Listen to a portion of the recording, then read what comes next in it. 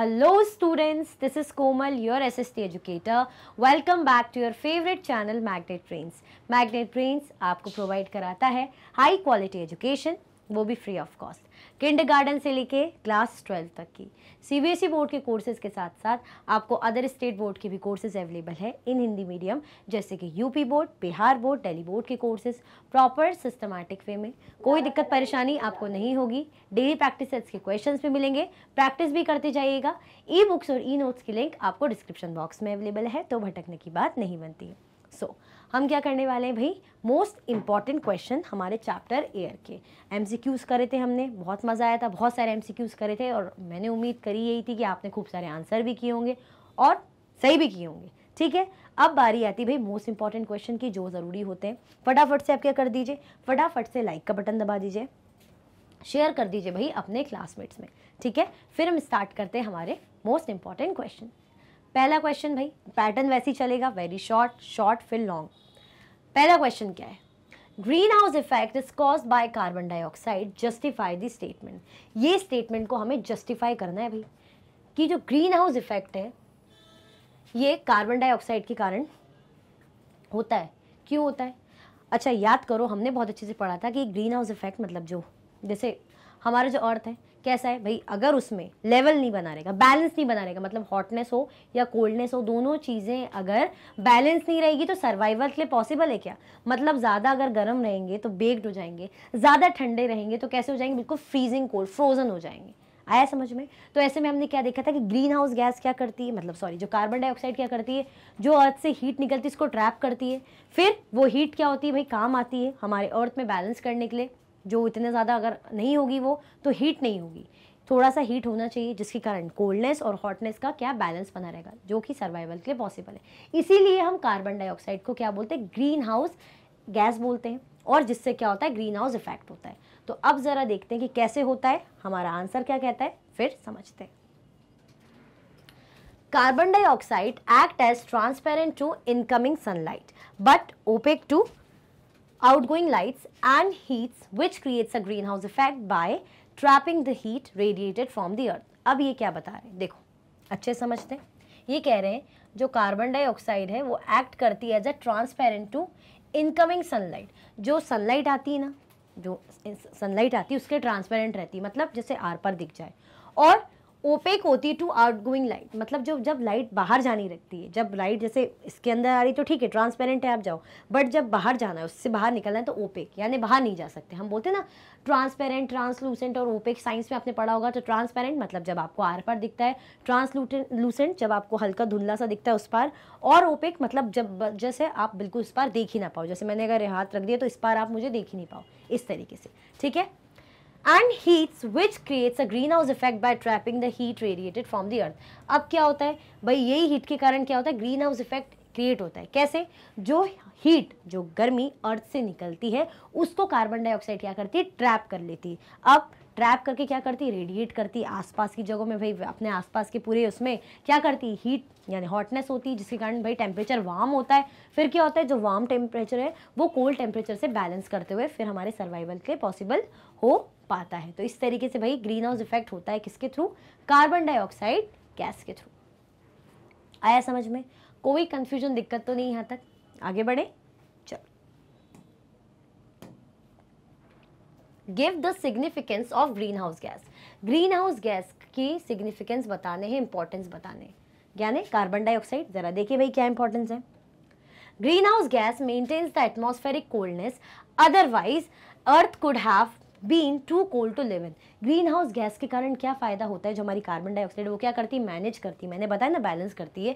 क्या होगा, वो मेंटेन करती है एटमॉस्फेरिक कोल्डनेस, मतलब जो एटमॉस्फेयर अगर बहुत ज़्यादा ठंडा रहेगा तो उसको मेंटेन करती है। अगर वो नहीं मेंटेन कर पाएगी, मतलब अगर कोल्डनेस ही रहेगी पूरे टाइम, तो क्या होगा, otherwise earth would have been too cold to live in. फिर क्या हो जाएगा, अर्थ कैसा हो जाएगा, बहुत कोल्ड हो जाएगा। क्या करती है, बेसिकली बैलेंस करती है। क्या करती है बेसिकली भाई, बैलेंस करती है बिटवीन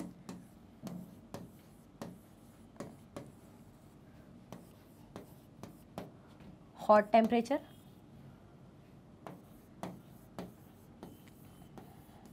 और कोल्ड टेम्परेचर, या कोल्डनेस कह लो। मतलब हॉट कंडीशन या वार्म कंडीशन मतलब बेसिकली उनके बीच में क्या करती है भाई, बैलेंस करने का काम करती है, ठीक है, इसीलिए ये ज़रूरी होती है। आगे बढ़े, चलो। What is the nature of hot air?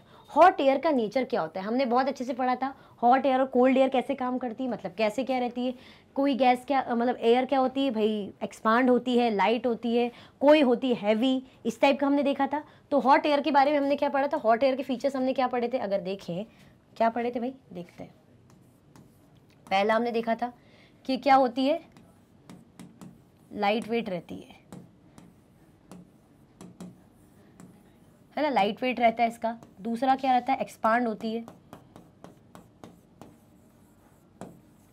Expand होती है। थर्ड हमने देखा था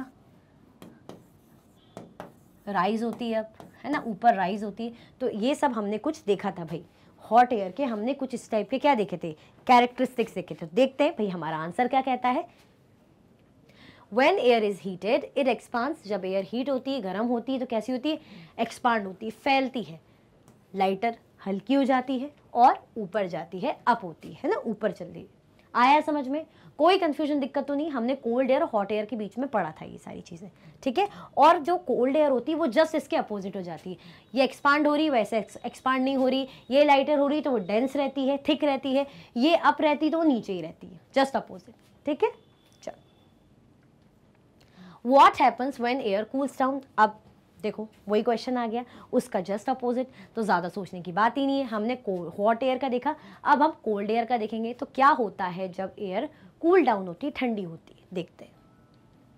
cold air is denser and heavy. Cold air कैसी होती है भाई, डेंसर होती है और हैवी होती है। कैसी होती है हमारी कोल्ड एयर, हमारी कोल्ड एयर डेंसर और हैवी होती है, hence it tends to sink down. इसीलिए भाई ये कैसी रहती है, नीचे, ठीक है।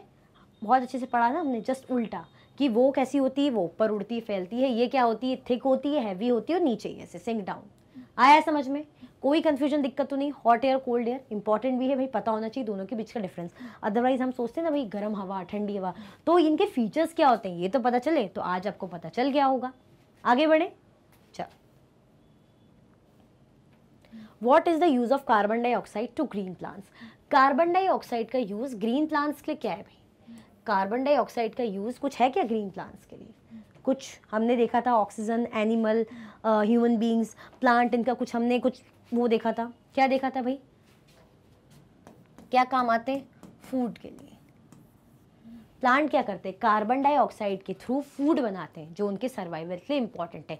कार्बन डाइऑक्साइड कौन रिलीज करते हैं, हम रिलीज करते हैं, ह्यूमन बींग्स। जिनको कौन लेते हैं, जिसको इनहेल कौन करते हैं, मतलब जो किनके काम आता है, जिनको प्लांट्स लेते हैं एज अ फूड, तो इनके सर्वाइवल के लिए बहुत ज़्यादा इंपॉर्टेंट होता है, ठीक है। देखते हैं हमारा आंसर क्या कह रहा है। Plant use carbon dioxide to make their food and release oxygen.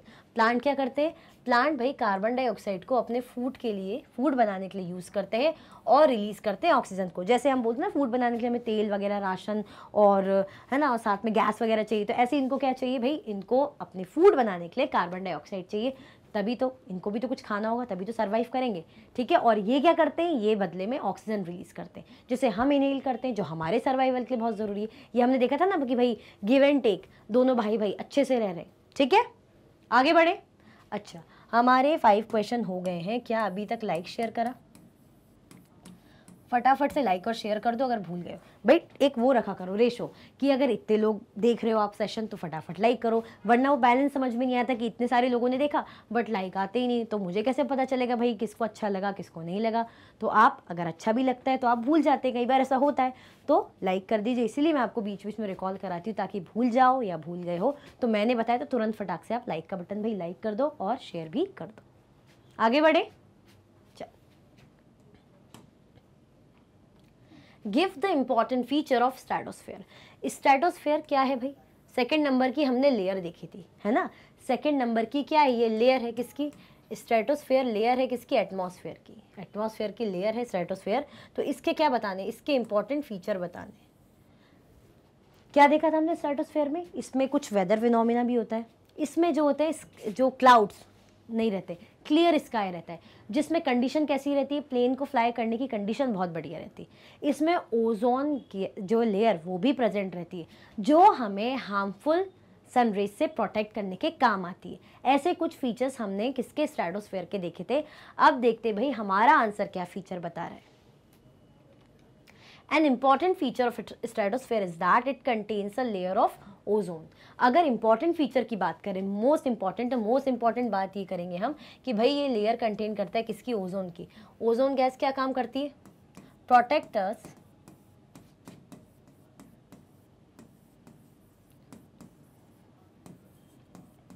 From harmful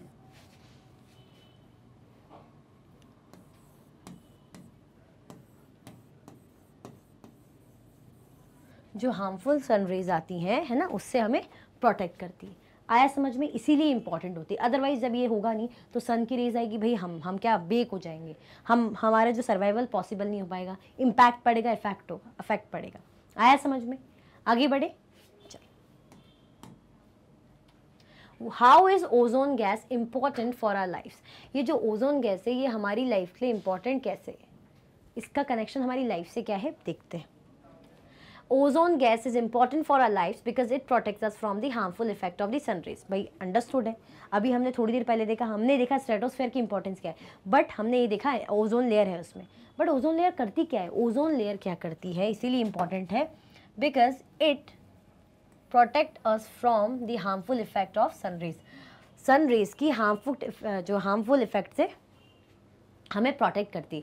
अगर मैंने बताया ना प्रोटेक्ट नहीं होगी हमको, जो सन की रेज आएगी, सर्वाइवल पॉसिबल नहीं है। हम इतने जो है टेम्परेचर, हॉट टेम्परेचर में या इतनी एक्सट्रीमली हार्मफुल रेज के अंदर हम नहीं रह पाएंगे, सर्वाइवल पॉसिबल ही नहीं। ठीक है, आगे बढ़े। चलो, डिफाइन टेम्परेचर। अब ये टेम्परेचर क्या होता है याद करो, हमने बहुत अच्छे से पढ़ा था। कुछ हमने देखा था ना कि जो एयर की मतलब डिग्री कितनी, मतलब हॉटनेस रहती है या कोल्डनेस, ऐसा कुछ वो बताता है हमारा टेम्परेचर कि कितनी हॉटनेस है कितनी कोल्डनेस है, ऐसा कुछ याद करो, ये हमने देखा था, याद आया। चलो देखते हैं। The temperature is the degree of hotness and coldness of the air. Temperature क्या होता है, टेम्परेचर डिग्री होती है हॉटनेस और कोल्डनेस ऑफ एयर की, मतलब एयर कितनी हॉट है, एयर कितनी कोल्ड है, उसकी डिग्री बताता है क्या, हमारा टेम्परेचर। अंडरस्टूड है ना। हम बात करें हॉटनेस की, जैसे हम बोलेंगे 0 डिग्री सेल्सियस भाई तापमान है, यानी ठंडा है। हम बोलेंगे 44 डिग्री सेल्सियस हमारा क्या है, कोल्डनेस, मतलब गर्मी है, मतलब हॉटनेस है, दैट मीन्स गर्मी है बहुत ज़्यादा, टेम्परेचर वार्म है। आया समझ में। ठीक है, ये मैंने गलती से उल्टा लिख दिया होगा यहाँ पे, इसको यहाँ लिख दो तो समझ में आ जाएगा। अगर हॉटनेस की बात करें तो जैसे फॉर एग्जांपल 40 डिग्री सेल्सियस तापमान चल रहा है, कोल्डनेस की बात करें तो 10 डिग्री सेल्सियस यानी कम। ठीक है, तो यही डिग्री जो हमें बता रहे हैं, इसके थ्रू हम बता पा रहे हैं ना कि हॉटनेस है मतलब गर्म है तापमान या ठंडा है, मतलब गर्मी है या ठंडी है, तो हम बता रहे हैं ना टेम्परेचर गर्म है या ठंडा है, इसके थ्रू। आया समझ में। तो यही होता है हमारा टेम्परेचर की हवा गर्म है या ठंडी है। ठीक है, डिफाइंड इंसोलेशन। ये इंसोलेशन क्या है, हमने क्या देखा था, इंसोलेशन क्या है,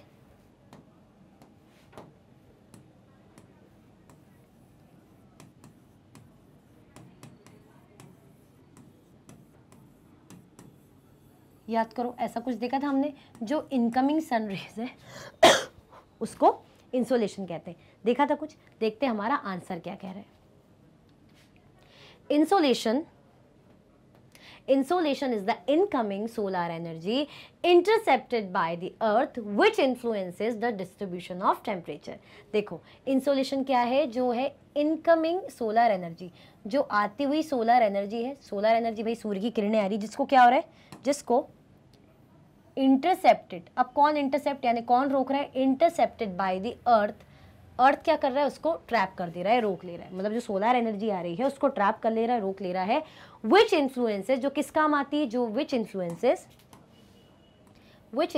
द डिस्ट्रीब्यूशन ऑफ टेम्परेचर, जो किस काम आती है भाई, टेम्परेचर के डिस्ट्रीब्यूशन के लिए। ठीक है, जो टेम्परेचर के डिस्ट्रीब्यूशन को प्रभाव डालती है, इन्फ्लुएंस करती है, तो वो क्या है, इंसोलेशन। क्या है इंसोलेशन भाई, जो आती हुई सोलर एनर्जी जिसको अर्थ क्या करता है, रोकता है, और जिसके थ्रू क्या होता है भाई, हमारा जो टेम्परेचर का डिस्ट्रीब्यूशन है उसको असर पड़ता है, इन्फ्लुएंस पड़ता है, प्रभाव पड़ता है। हमने देखा था ना कि कैसे जो इक्वेटर की तरफ जो टेम्परेचर पोल्स की तरफ जाते जाते, मतलब इक्वेटर से पोल्स की तरफ जाते जाते क्या होता है, डिक्रीज होता है। क्यों, क्योंकि भाई जो सन की रेज है यहाँ पे इक्वेटर पे पड़ती है और जो पोल्स की तरफ स्लैंट हो जाती है। ऐसा कुछ हमने देखा था, है ना। आगे बढ़े। We feel uncomfortable on a humid day, why is it so. हम क्या करते हैं, हम अनकंफर्टेबल फील करते हैं। जैसे ह्यूमिड डे होता है ना जब, तो हम बड़ा ही अनकंफर्टेबल फील करते हैं। हमें स्वेटिंग होती है ना, थोड़ा सा ऐसा चिपचिपा सा लगता है, अजीब सा लगता है, इरिटेशन होता है, अनईजी सा लगता है। तो ऐसा क्यों लगता है, व्हाई, देखते हैं। Sweat from our body does not evaporate easily, that's why we feel uncomfortable on a humid day. भाई क्यों, क्योंकि जो स्वेटिंग होती है, क्या होती है भाई, स्वेटिंग होती है जो आसानी से भाई उड़ती नहीं है, आसानी से भाई स्वेटिंग सूखती नहीं है ना, आसानी से स्वेटिंग जाती नहीं है। कंटिन्यूसली भाई हम स्वेट करते रहते हैं। हमने ये भी देखा था जैसे कपड़े होते हैं वो भी सूखते नहीं है ना, वो भी सूखते नहीं। ऐसा क्यों होता है, क्योंकि जो एयर में क्या होता है, वाटर ड्रॉपलेट्स रहते हैं, एयर में वाटर ड्रॉपलेट्स रहते हैं। इसके कारण क्या है, ह्यूमिडिटी रहती है, थोड़ा सा उमस टाइप की रहती है। तो हम ना, हमारे कपड़े सूखते हैं और हम भी कंटिन्यूसली जो है स्वेटिंग करते रहते हैं। क्या करते रहते हैं, हम भी कंटिन्यूसली स्वेटिंग करते रहते हैं, जिसके कारण हमें कैसा लगेगा, ऑब्वियसली हमें अनकंफर्टेबल लगेगा, अनईजी लगेगा। आया समझ में। 10 क्वेश्चन भाई हमारे हो गए हैं, बहुत बढ़िया। अभी तक शेयर करा क्या, क्योंकि क्वेश्चन अच्छे हैं, चैप्टर भी अच्छा है। शेयर नहीं करा तो फटाफट से शेयर कर दो और लाइक कर दो, ठीक है। फिर हम क्या करते हैं, हम नेक्स्ट क्वेश्चन में चलते हैं। चले, चलो। What is the major cause of flooding in low lying areas. ऐसे एरियाज जो लो लाइंग एरियाज है, वहां पे भाई फ्लडिंग का रीजन क्या है। लो लाइंग एरियाज वो एरिया बोलते हैं जैसे जहाँ पे ना ज़रा सी बारिश हो जाए, ज़रा सा पानी गिर जाए, भर जाता है, तो उन एरिया को हम बोलते हैं लो लाइंग एरियाज। तो वहाँ पे फ्लडिंग कॉज होने का क्या रीज़न है, देखते हैं भाई। Flooding in low-lying areas is caused due to cutting of trees on hillsides, which does not stop rainwater to flow. अब जैसे हिल एरिया में बात करें तो जैसे पहाड़ों वाले एरिया में पेड़ लगे हैं, पेड़ों को अगर काट दिया जाएगा तो जो रेन वाटर है वो स्टोर नहीं हो पाएगा। मतलब ऐसा तो है नहीं कि पूरा ही स्टोर हो जाता है फिर नीचे आता ही नहीं, बहता है, बट काफ़ी हद तक जो है पेड़ पानी रोक लेता है, पेड़ों के मतलब जड़ों में चले जाता है, अंदर हम जो है ग्राउंड उसमें चला जाता है। अब जब हिल साइड में जो हिल एरिया है वहाँ पे ऐसे पेड़ों को काट दिया जाएगा तो पानी सीधे बह के जल्दी मतलब जो एरियाज में भर जाएगा, बहुत जल्दी भर जाएगा। क्यों, क्योंकि वैसे ही वो लो लाइंग एरिया है, और अगर पेड़ों को काट दिया तो जो रेन वाटर ज़रा सी रेन हुई तो बह के वहाँ एरिया में भर गया, तो बहुत जल्दी उनके लिए ऐसा हो जाता है, ठीक है। तो flooding in low lying areas is cause due to cutting of trees on hill sides which does not stop rain water to flow. जो रेन वाटर को स्टॉप नहीं कर पाती फ्लो होने से, तो भाई इसलिए लो लाइंग एरियाज में जल्दी पानी भर जाता है, फ्लड आ जाता है। आया समझ में। वैसे ही लो लाइंग एरिया है, ठीक है, ऊपर से अगर रेन हो रही है, कहीं पानी रुकने के कोई चांसेस नहीं है, डायरेक्ट ऐसे बह के आ रहा है, तो भाई वो वहाँ पानी भरेगा। आया समझ में। कोई कंफ्यूजन, दिक्कत, परेशानी तो नहीं अभी तक। आगे बढ़े, चल। What are the various forms of precipitation? Precipitation के वेरियस फॉर्म्स हमको बताने। देखें ज़रा क्या क्या है। Rain, snow, sleet and hail are the various forms of precipitation. भाई बारिश हमने देखा ना लिक्विड फॉर्म में होती है, बारिश भी, स्नो भी, स्लीट और हेल, एंड हेल भी क्या है, ये है various forms of precipitation. Chapter जब हम पढ़ रहे थे ये हमने पढ़ा था। आया समझ में, कोई कंफ्यूजन तो नहीं। आगे बढ़े भाई क्वेश्चन नंबर 13 में, चल। Briefly explain the composition of the atmosphere. बहुत ही अच्छे से ब्रीफली हमें क्या करना है भाई, एक्सप्लेन करना है कंपोजिशन ऑफ एटमॉस्फेयर। हमने पढ़ा था ना कंपोजिशन ऑफ एटमॉस्फेयर, जिसमें हमने कुछ लेयर पढ़ी थी, 5 लेयर्स पढ़ी थी, 5 लेयर्स पढ़ी थी हमने। कौन सी, अगर मैं यहाँ से बनाऊँ, यहाँ से हमने पढ़ी थी टी, फिर हमने पढ़ी थी एस, उसके बाद हमने पढ़ी थी एम, फिर से टी पढ़ी थी, उसके बाद हमने ई पढ़ी थी, है ना। टी एस एम टी, इस तरीके से हमने कुछ पढ़ी थी। ये हमारी पहली थी, ये हमारी दूसरी लेयर थी। अब इसका फुल फॉर्म, इसके फीचर्स, भाई ये क्या करना है ये आप बताइए, ठीक है। देखते हैं इसका answer. Atmosphere consist of mainly nitrogen, oxygen, argon, carbon dioxide and other gases like helium, ozone and hydrogen. अच्छा, आई एम सो सॉरी, मैं कंफ्यूज हो गई। यहाँ पे कंपोजिशन है, मुझे स्ट्रक्चर याद था। स्ट्रक्चर में मैंने आपको लेयर्स बता दी। I am so sorry for that. Composition है तो कंपोजिशन में कॉन्स्टिट्यूएंट्स हमने गैसेस पढ़ी थी। So sorry. अब क्लियर है, कोई कंफ्यूजन तो नहीं। वैसे कुछ नहीं, हो जाता है कभी कभी, क्योंकि स्ट्रक्चर और कंपोजिशन में थोड़ा सा कंफ्यूजन मुझे हो गया था। कोई बात नहीं। हमें क्या कह रहे हैं, हमें कंपोजिशन पूछा है तो कंपोजिशन बता देते। कंपोजिशन में हमने क्या देखी थी, गैसेस देखी थी। सबसे ज़्यादा नाइट्रोजन थी, फिर हमने देखी थी ऑक्सीजन थी, तो कितने कितने % कौन सी थी, और अदर गैसेस भी थी, वो देखते हैं। तो देखो हमने देखा था जो एटमॉस्फेयर में मेनली नाइट्रोजन जो 78% थी, ऑक्सीजन 21% थी भाई। फिर उसके बाद हमने देखी थी आर्गन थी जो 0.93% थी, उसके बाद कार्बन डाइऑक्साइड जो 0.03 थी, और उसके बाद अदर गैसेस जैसे हीलियम भी थी, ओजोन और हाइड्रोजन। ठीक है, ये सब गैसेस प्रेजेंट है। किस में प्रेजेंट है भाई? एटमॉस्फेयर में। एटमॉस्फेयर का कंपोजिशन देखा था ना हमने, देखा था पूरा ऐसे चार्ट बना था, इस तरीके से चार्ट था कि भाई इतना इतना सारा 78% किसको जा रहा है? नाइट्रोजन को, फिर इतना 21% जा रहा है ऑक्सीजन को, इस टाइप का हमने देखा था। फिर बाकी उसके लिए भी था, इस तरीके का हमने देखा था। तो आई am so sorry for that, my mistake, मुझे वही कंपोजिशन का और स्ट्रक्चर का कन्फ्यूजन। ठीक है, माफ़ कर दीजिए, कोई बात नहीं, टीचर से भी कभी कभी थोड़ी सी मिस्टेक हो जाती है। आया समझ में? आगे बढ़े, चल। How do bacteria help plants to in using nitrogen? हमने देखा था कि नाइट्रोजन प्लांट्स के सर्वाइवल के बहुत ज़्यादा ज़रूरी होता है। तो कैसे बैक्टीरिया हेल्प करते हैं? कुछ देखा था ना हमने कि क्या होता है, जो नाइट्रोजन प्लांट को हेल्प तो करते हैं, बट प्लांट ये जो नाइट्रोजन गैस है डायरेक्ट नहीं लेते, बैक्टीरिया के थ्रू लेते हैं। मतलब कहाँ से आएगा? With the help of soil, with the help of fruit, ये लेते हैं भाई। ये लोग क्या करते हैं? नाइट्रोजन लेंगे, फिर ये नाइट्रोजन किस में पहुंचाते हैं? प्लांट्स में। इस तरीके का कुछ हमने प्रोसेस देखा था। देखते हैं हमारा answer. Nitrogen is very important for plant survival. भाई जो नाइट्रोजन है प्लांट्स के सर्वाइवल के लिए बहुत इंपॉर्टेंट है, नो डाउट। ठीक है, नो डाउट, इसमें तो कोई शक की बात ही नहीं है।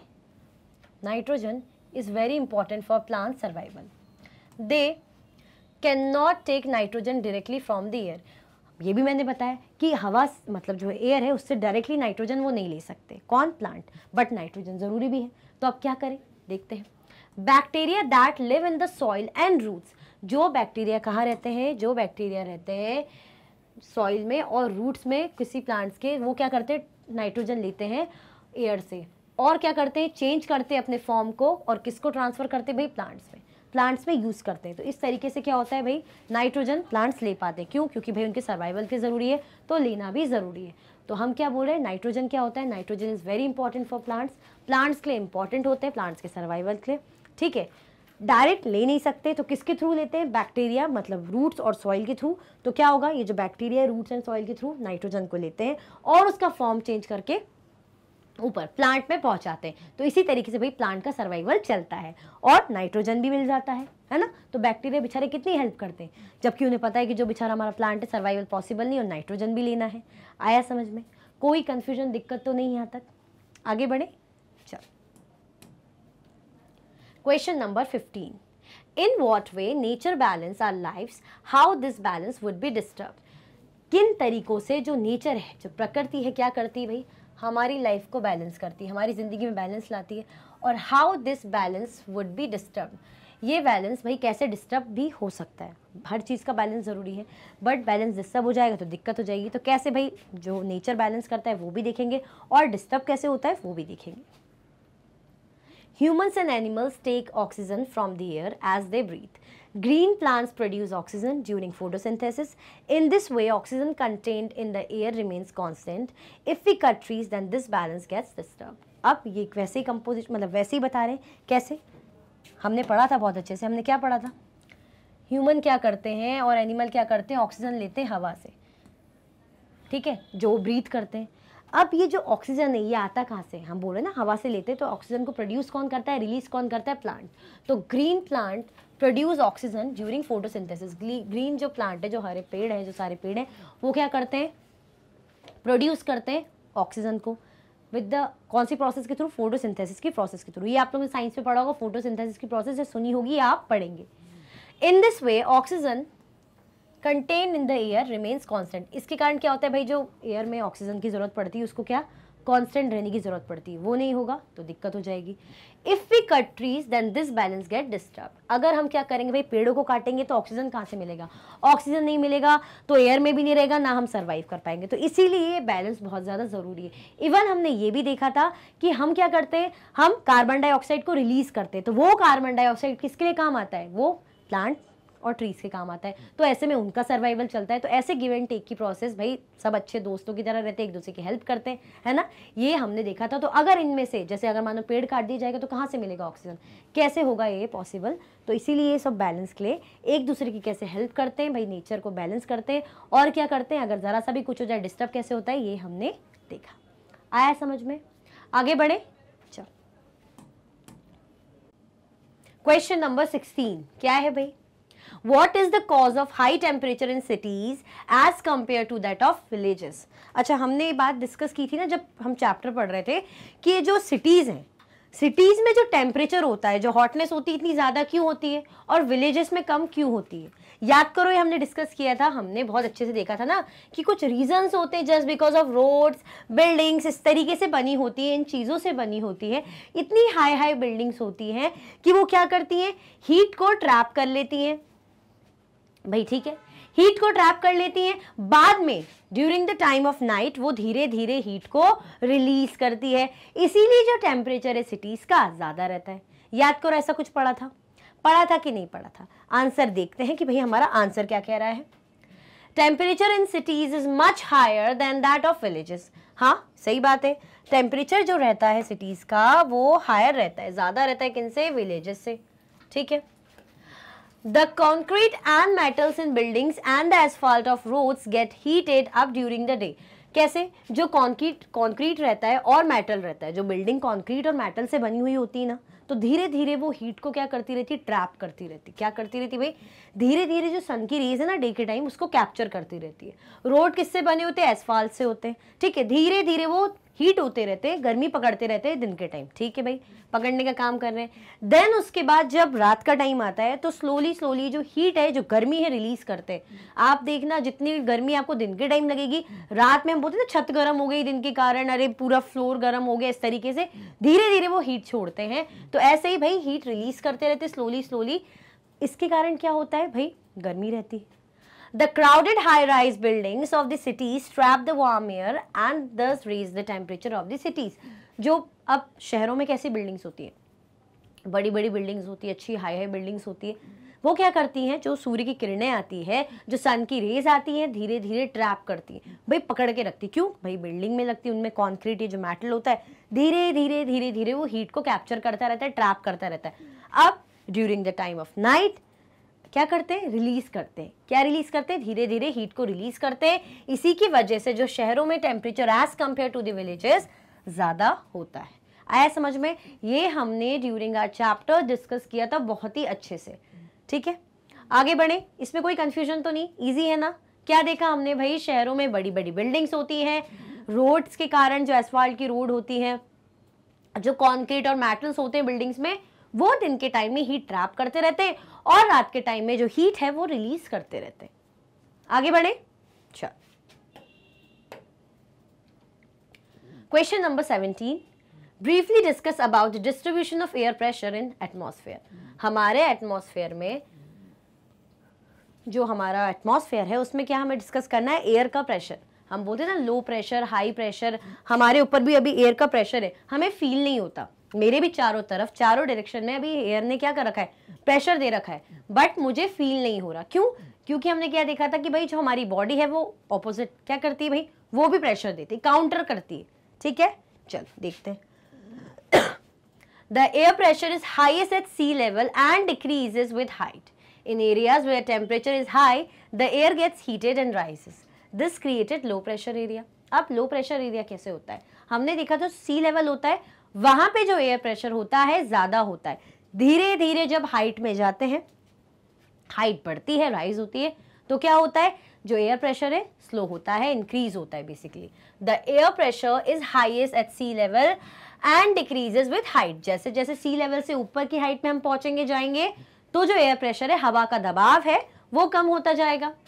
In areas where temperature is high the air gets heated and rise. अब हमने देखा था ना, जब टेम्परेचर हाई होना यानी एयर कैसी होना? गर्म होना। जब एयर गर्म होती है, हल्की होती है, फैलती है और ऊपर चली जाती है। एज कंपेयर टू दिस, इसके अगर कॉन्ट्रास्ट में बात करें, जस्ट ऑपोजिट बात करें किसकी? कोल्ड एयर की। वो कैसी होती है? हैवी होती है, डेंस होती है, वो इतनी एक्सपांड नहीं होती और नीचे ही रहती है। ये हमने देखा था। तो ये कह रहे हैं कि ऐसे एरियाज में जहां पे टेम्परेचर क्या रहेगा? हाई रहेगा। अगर टेम्परेचर हाई है दैट मीन्स वहां पे एयर कैसी है? हॉट है, गर्म एयर है। The air gets heated, air heat होती है, गर्म होती है और ऊपर उड़ती है। This creates a low pressure area, जिसके कारण क्या क्रिएट होता है भाई? लो प्रेशर एरिया क्रिएट होता है, ठीक है। In areas having low temperature the air is cold, it is therefore heavy. अब भाई जहां लो टेम्परेचर होगा, लो टेम्परेचर मतलब ठंडा मतलब हवा कैसी है, कोल्ड है, हवा कोल्ड है, दैट मीन्स वो डेंस है और हैवी है, मीन्स वो ऊपर नहीं उड़ रही, नीचे ही है, ठीक है। तो is there for heavy, heavy air sinks and creates a high pressure area. Heavy जो एयर होती है वो क्या करती है, सिंक होती है और क्या क्रिएट करती है, हाई प्रेशर एरिया। आया समझ में, कोई कंफ्यूजन तो नहीं यहाँ तक। The air always move from high pressure area to low pressure area. और एयर मूव कैसे करती है, एयर हमेशा हमने देखा था मूव करती है हाई प्रेशर एरिया से लेके लो प्रेशर एरिया की तरफ। मतलब सी लेवल पे एयर प्रेशर ज्यादा होता है, ऊपर जाते जाते कम हो जाता है। अब ऐसा एरिया जहां पे टेम्परेचर ज्यादा है, दैट मीन्स हवा गर्म है, वहां पे लो प्रेशर एरिया क्रिएट होगा। जहां हवा गर्म है, that means if air is hot और वार्म, एरिया कैसा रहेगा, लो प्रेशर एरिया। सीधी साफ बात, इसमें ज्यादा कंफ्यूज होने की अब कोई टेंशन नहीं रहेगी। यहां लिख देती हूं ताकि समझ में आ जाए। इफ एयर कैसी रहेगी, हॉट और वार्म रहेगी। इफ एयर इज कोल्ड, कैसा रहेगा भाई, हाई प्रेशर एरिया रहेगा।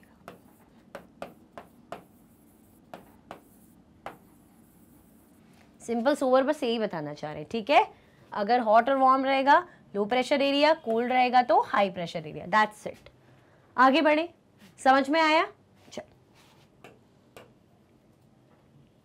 Discuss the different layers of the atmosphere. Atmosphere की बहुत सारी लेयर्स हमने पढ़ी थी, टोटल समथिंग समथिंग 5 पढ़ी थी। क्या याद है कौन सी एग्जैक्टली उनके बारे में नहीं भी पता हो, एटलीस्ट ट्राई आंसर करने की कोशिश करिए। वो 5 लेयर्स हमने कौन सी पढ़ी थी, कौन सी लेयर पढ़ी थी भाई हमने 5, याद करो फटाफट से। पहली कौन सी पढ़ी थी हमने, लेयर्स ऑफ एटमॉस्फेयर। हमने क्या पढ़ी थी भाई, एटमॉस्फेयर की लेयर पढ़ी थी। कितनी पढ़ी थी, टोटल 5 लेयर्स।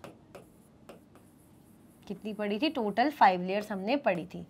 फर्स्ट लेयर की बात करें, शुरुआत करें फर्स्ट लेयर की, तो हमने देखा था टी, हमने कुछ देखा था ना ऐसे करके, टी, उसके बाद एस, उसके बाद एम, उसके बाद फिर से टी, उसके बाद ई। अब ये टी क्या है, ये है ट्रोपोस्फेयर। एस से क्या है, स्ट्रेटोस्फेयर। एम से क्या है, मीजोस्फेयर। टी से यहां पे क्या है, थर्मोस्फेयर। और ई से क्या है, एग्जॉस्फेयर। अगर यहां से ऐसे नंबर वाइज देखें तो ऐसा है, बट हमने देखा था नीचे से लेयर स्टार्ट हो रही थी, अर्थ सरफेस से बनना स्टार्ट होती है। तो पहली यहाँ पे ट्रोपोस्फेयर रहेगी, उसके बाद स्ट्रेटोस्फेयर आएगी, फिर मीजोस्फेयर, फिर थर्मोस्फेयर, देन लास्ट में एग्जॉस्फेयर, जो सबसे आउटर लेयर होती है किसकी, एटमॉस्फेयर की। ठीक है भाई, ये मैंने जस्ट आपको बताया है इस तरीके से, वरना हमने कैसा देखा था, यहां से स्टार्ट हुई थी। ये हमारी 5 लेयर। अब इनके बारे में खास हमने क्या पढ़ा था, सबसे जो पहली लेयर होती है हमारी ट्रोपोस्फेयर होती है। अच्छा, वो क्यों इतनी इंपॉर्टेंट होती है, याद करो।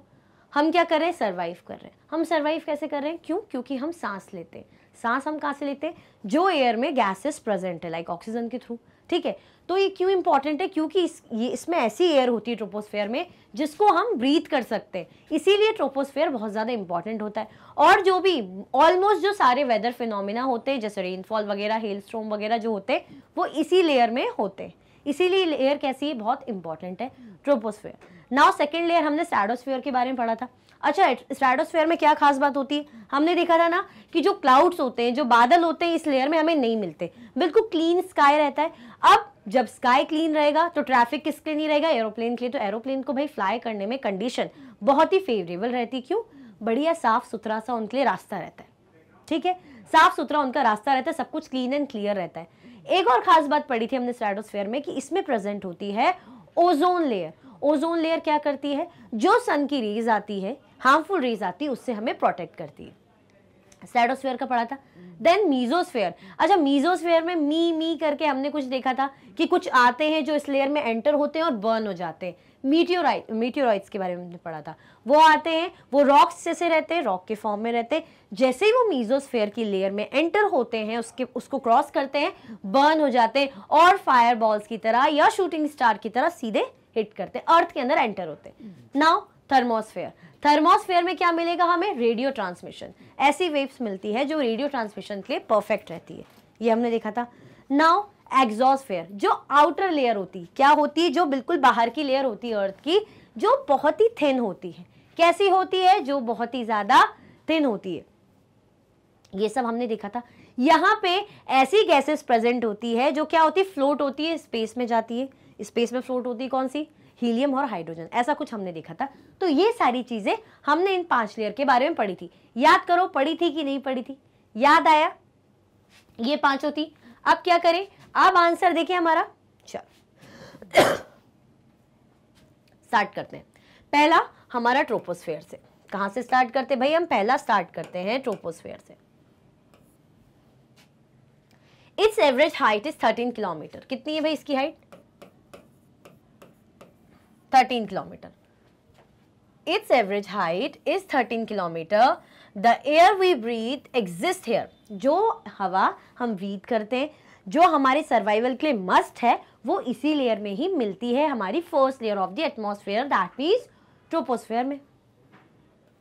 Almost all the weather phenomena like rainfall, fog and hailstorm occur in this air. In this layer, जैसे कि मैंने बताया वही चीजें यहाँ लिखी है कि क्या इस लेयर में जो वेदर फिनोमिना है ऑलमोस्ट सारे फॉर्म होते हैं, यहाँ पे अकर होते हैं। कौन से? जैसे धुंध आना, रेनफॉल होना, हेल स्टॉर्म होना। ठीक है, तो ये क्या है? ऐसी लेयर है जिसमें ऐसी एयर होती है जो हम ब्रीथ करते हैं, हमारे एग्जिस्टेंस के लिए इंपॉर्टेंट है। नाउ स्ट्रेटोस्फेयर के बारे में देखते हैं। It lies above the troposphere which extends up to the height of 50 kilometre. ये जो स्ट्रेटोस्फेयर है ये कहाँ मिलेगा हमें? It lies above the troposphere। ये ट्रोपोस्फेयर के ऊपर मिलेगा। It extends up to a height of 50 kilometre. ये कितनी हाइट तक फैला है? ये 50 किलोमीटर की हाइट तक फैला है। This layer is almost free from clouds and associated weather phenomena, making condition most ideal for flying aeroplanes. It contains a layer of ozone gas. अब हमने ये भी मैंने बताया था आपको, क्या बताया था? कि यहाँ पे जो ऐसा फिनोमिना क्रिएट होता है कि क्लियर स्काई रहता है, मतलब यहाँ पे बादल नहीं रहते, क्लाउड्स नहीं रहते। अब क्लाउड्स नहीं रहेंगे, आसमान क्लियर रहेगा, तो एरोप्लेन उड़ाने के लिए कंडीशन कैसी रहेगी? बिल्कुल फेवरेबल रहेगी। तो this layer is almost free from clouds and associated weather phenomena, making conditions most ideal for flying aeroplanes. It contains a layer of ozone। ये क्या करती है भाई? ये ओजोन की लेयर को कंटेन करती है। आया समझ में? कोई कंफ्यूजन, दिक्कत तो नहीं यहाँ तक? Everything is clear. पहली लेयर हमने कौन सी पढ़ी? ट्रोपोस्फेयर। सेकेंड हमने पढ़ी स्ट्रेटोस्फेयर। दोनों की क्या इंपॉर्टेंस है, क्या खासियत है, ये भी हमने देखा। आगे बढ़े अदर लेयर्स की तरफ। चल, थर्ड है mesosphere. It lies above the stratosphere. अब भाई ट्रोपोस्फेयर है, ट्रोपोस्फेयर के ऊपर स्ट्रेटोस्फेयर है, स्ट्रेटोस्फेयर के ऊपर तीसरी लेयर होगी मीजोस्फेयर। ये कैसी है भाई? ये एक्सटेंड हुई है up to the height of 80 kilometre. ये 80 किलोमीटर की हाइट तक फैली हुई है।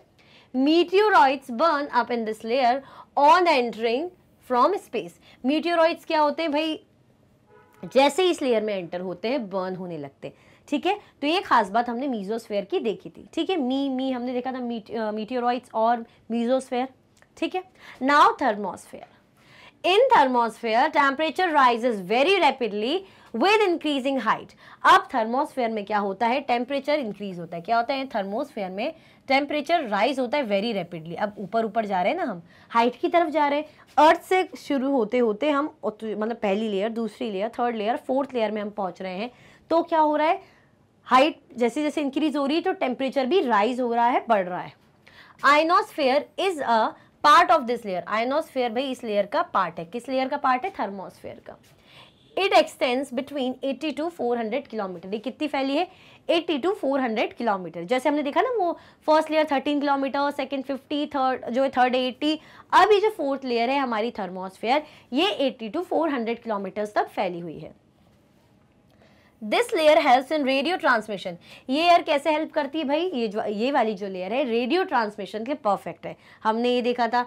In fact radio waves transmitted from the earth, जो रेडियो वेव से ट्रांसमिट होती है अर्थ से और रिफ्लेक्ट होती है back to the earth by this layer, transmit होगी है ना, अर्थ से ट्रांसमिट होगी, इससे ऐसे होती है ना टकराए और रिफ्लेक्ट होके वापस अर्थ में जाती है, तो यहाँ पे ये फिनोमिना अकर होता है।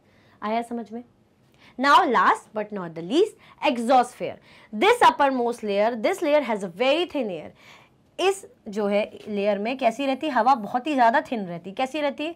बिल्कुल पतली रहती है। लाइट गैसेस, हल्की फुल्की गैसेस जैसे हीलियम और हाइड्रोजन यहाँ पे फ्लोट होती रहती है into the space from here. मतलब यहाँ से कहाँ स्पेस में लेयर, ये वाली जो गैसेस हैं जैसे हीलियम और हाइड्रोजन फ्लोट होती, उड़ती रहती है, हल्की हो जाती है। तो हमने क्या देखा, हमने 5 लेयर्स देखी। अगर मैं इस तरीके से बनाऊं तो ऐसा था, जैसे फॉर एग्जांपल ये हमारा अर्थ है,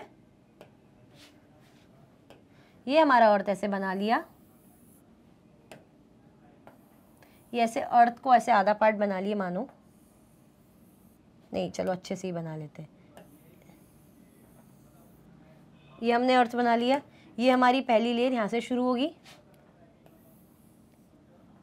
ये फर्स्ट लेयर है हमारी, फिर ये हमारी सेकंड लेयर है यहाँ पे, फिर ये हमारी थर्ड लेयर है,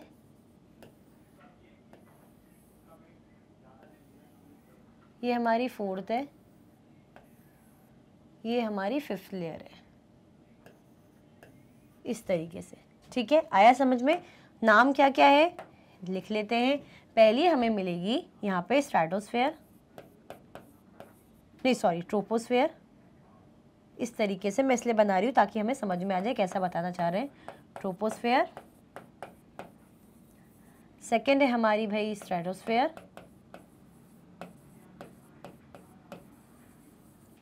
ठीक है, थर्ड है हमारी मीजोस्फेयर,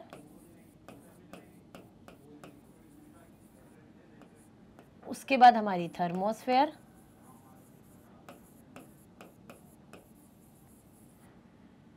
उसके बाद है हमारी last but not the least exosphere.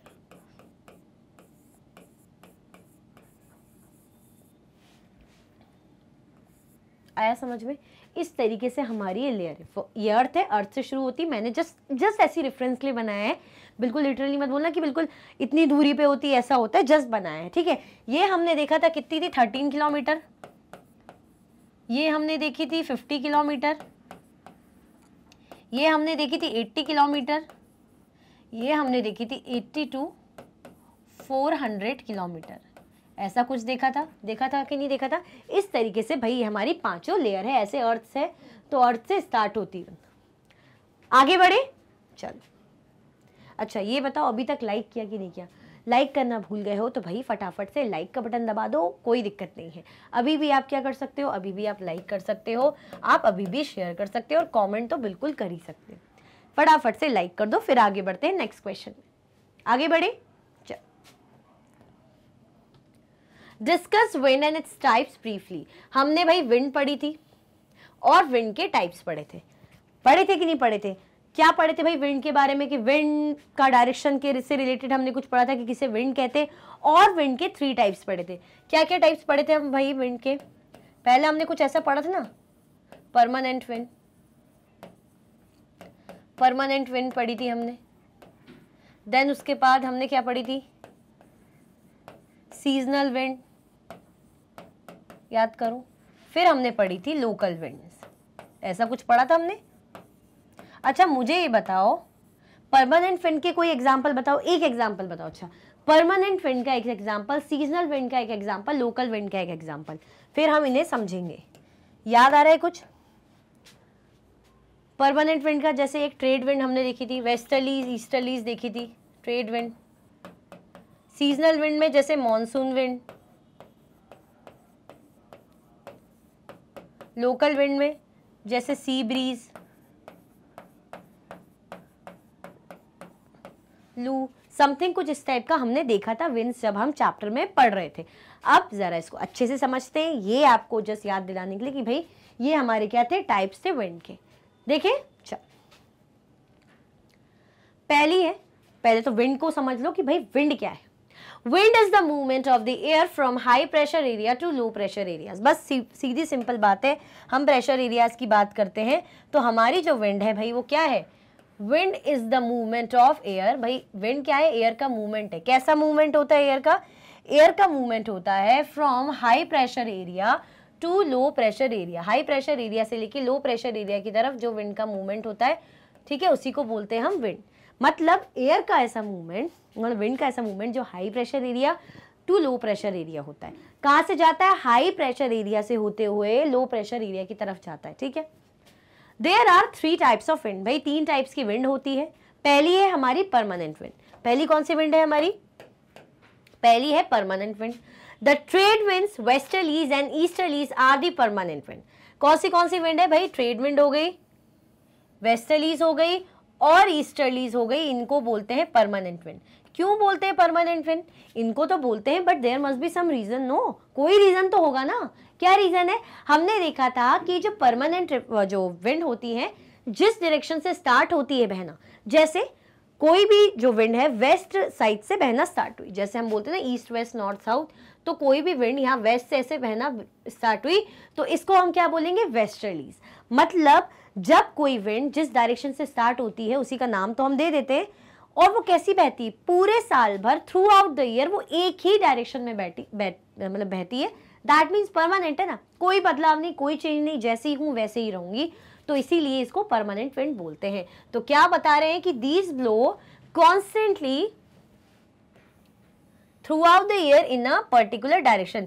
ये पूरे साल भर एक पर्टिकुलर डायरेक्शन में क्या होते हैं, ब्लो होते रहती है, बहती रहती है, इसीलिए ही परमानेंट। परमानेंट का मतलब यही तो होता है कि जो एक जैसा रहे, स्थायी, जिसमें चेंजेस ना हो, बस एक ऑलमोस्ट एक जैसा ही रहे। आया समझ में, यहां तक कोई दिक्कत तो नहीं।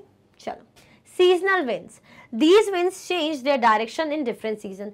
अब ये जो विंड है भाई ये थोड़ी सी कह सकते हैं पलट जाती, बदल जाती है। कैसे, सीजन के अकॉर्डिंग ये जो विंड्स है डायरेक्शन को चेंज कर लेती है। तो दीज विंड्स, ये वाली जो विंड है, change their direction in different season. For example monsoon in India, जैसे ये क्या करती है, सीजन के अकॉर्डिंग अपना डायरेक्शन चेंज कर लेती है, भाई बदल जाती है। जैसे मॉनसून की हम बोलते हैं ना, मॉनसून वाली हवाएं आ रही हैं तो भाई अब बारिश होगी, बरखा होगी, वर्षा होगी, इस तरीके से। That means monsoon season, monsoon की जो विंड है, इसीलिए सीजनल विंड है। मॉनसून विंड हम ठंडियों में तो नहीं देखते, गर्मियों में तो नहीं देखते, कब देखते हैं, सीजन वाइज, रेनी सीजन में। Now local winds, these winds blow only during a particular period of day or year in a small area। Local मतलब हम बोलते हैं लोकल एरिया, आसपास, तो ये वाली विंड किसी पर्टिकुलर एरिया और स्मॉल एरिया में ब्लो होती है, बहती है, वो भी कैसे, ईयर या डे के लिए और स्मॉल एरिया में। ऐसा नहीं कि दूर दूर तक हो रही है, लोकल है मतलब आसपास में ही बह रही है, ठीक है, तो इसको बोलते हैं लोकल विंड। तो क्या कह रहे हैं, these winds blow on only during a particular period में ब्लो होती है ऑफ द डे और year in a small area. For example land and sea breeze. Example क्या है, जैसे लैंड और सी ब्रीज, और मतलब लैंड, सी ब्रीज और लू।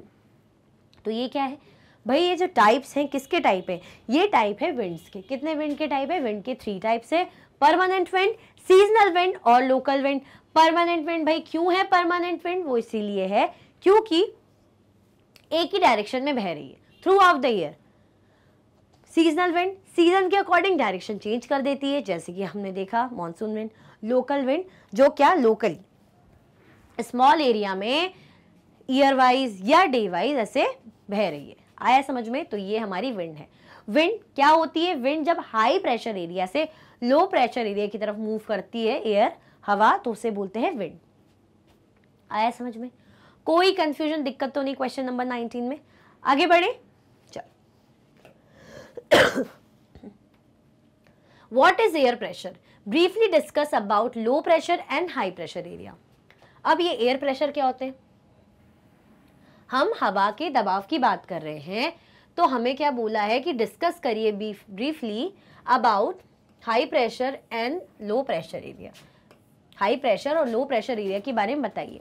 हमें एयर प्रेशर क्या होता है ये बताना है। हमने बहुत अच्छे से पढ़ा था एयर प्रेशर के बारे में, लो प्रेशर और हाई प्रेशर दोनों में क्या डिफरेंस है भाई, दोनों चीज क्या होती है ये भी समझेंगे। देखें, चलो। The pressure exerted by the weight of air on the earth surface is called air pressure. अब क्या होता है ऐसा pressure, the pressure exerted by the weight of air, ऐसा वेट, ऐसा दबाव, ऐसा भार जो कौन, एयर दे रही है, ठीक है, किसमें, ऑन दी अर्थ सरफेस, अर्थ के सरफेस में, तो उसको क्या बोलते हैं, एयर प्रेशर। एयर जब क्या करती है, एक्सर्ट करती है अपने वेट को अर्थ के सरफेस में, उसको हम बोलते हैं एयर प्रेशर, ठीक है। The air pressure is highest at sea level and decreases with height. जो एयर प्रेशर होता है, ये हमने पढ़ा था बहुत अच्छे से, बार बार आता है क्योंकि इंपॉर्टेंट है कि भाई जो एयर प्रेशर है सी लेवल पे हाईएस्ट, मतलब अच्छी पीक पे रहता है, मतलब ज्यादा रहता है, और डिक्रीज होता है जैसे जैसे हम क्या करते हैं, ऊपर की तरफ जाते हैं, हाइट की तरफ जाते हैं। Horizontally, the distribution of air pressure is influenced by temperature of air at a given place. Horizontally, हम बोलते हैं ना horizontal, ऐसा जो ऐसे में रहता है, इस तरीके से होता है ना, वर्टिकल हम बोलते हैं ऐसे लंबे में, तो हमसे हॉरिजॉन्टल बोला है यानी ऐसे में। तो क्या बता रहे हैं, horizontally the distribution of air pressure is influenced by temperature of air. मतलब जो एयर प्रेशर कैसे डिस्ट्रीब्यूशन रहेगा, मतलब कहाँ का डिस्ट्रीब्यूटेड रहेगा, एयर प्रेशर ज़्यादा रहेगा या कम रहेगा, ये कैसा रहेगा, टेम्परेचर के अकॉर्डिंग। हमने देखा था ना, क्या देखा था, हमने देखा था कि जब हवा गर्म होती है तो वहाँ पे एयर प्रेशर कैसा होता है, लो होता है। जब हवा ठंडी होती है, मतलब भारी होती है, फैलती नहीं है, वहीं सिंक डाउन रहती है, तो एयर प्रेशर कैसा रहेगा, हाई रहेगा। ये हमने पढ़ा था, तो वही वो बता रहे हैं यहाँ पे। क्या कह रहे हैं कि जो भी डिस्ट्रीब्यूशन रहेगा प्रेशर का, किसके अकॉर्डिंग रहेगा, टेम्परेचर के अकॉर्डिंग। तो horizontally the distribution of air pressure is influenced by the temperature of air at a given place. मतलब उस पर्टिकुलर स्थान का, प्लेस का टेम्परेचर कैसा है, तापमान कैसा है, क्या वो हॉट जगह, गर्म जगह, या वो कोल्ड जगह, उसका तापमान ठंडा रहता है, मतलब कम रहता है, तो उसके अकॉर्डिंग वहां पे हम बोलेंगे वो लो प्रेशर एरिया है या वो हाई प्रेशर एरिया है, ठीक है। अब पहला हम पढ़ेंगे लो pressure area. Areas are created where temperature is high, the air gets heated and rises. अब लो प्रेशर एरिया की बात कर रहे हैं, जहां पे क्या होगा, जहां पे तापमान ज्यादा रहेगा। हमने क्या देखा था, जब हवा गर्म होती है, जब हवा गर्म होती है, एयर गर्म होती है, कैसी होती है, एक्सपांड होती है, फैलती है और ऊपर उड़ती है, हल्की हो जाती है, खुद को हल्का कर लेती है। जब हवा गर्म होती है, हॉट होती है, वार्म होती है, वो क्या होती है, फैलने लग जाती है, हल्की हो जाती है और ऊपर की तरफ उठने लग जाती है। अब जब हवा ऊपर की तरफ उठ रही है, हल्की हो रही है, दैट मीन्स वहाँ कैसा है, जो एयर प्रेशर है लो है, और टेम्परेचर कैसा है, वहाँ का हाई है, ठीक है, heated and rises. It is associated with cloudy sky, और यहाँ पे कैसे रहेंगे, यहाँ पे क्लाउडी स्काई रहेंगे और वेट वेदर। जब लो प्रेशर एरिया होता है ना, तो उस वक्त क्या रहता है भाई, बादल वगैरह रहते हैं, थोड़ा सा गीला गीला सा मौसम रहता है, इस तरीके से। तो ये किसका फिनोमिना है, लो प्रेशर का। सिंपल एंड सोबर अगर यहाँ लिखा जाए आपको, जस्ट आपको समझाने के लिए, देखो यहाँ पे लिख देते हैं किसके बारे में, लो प्रेशर एरिया।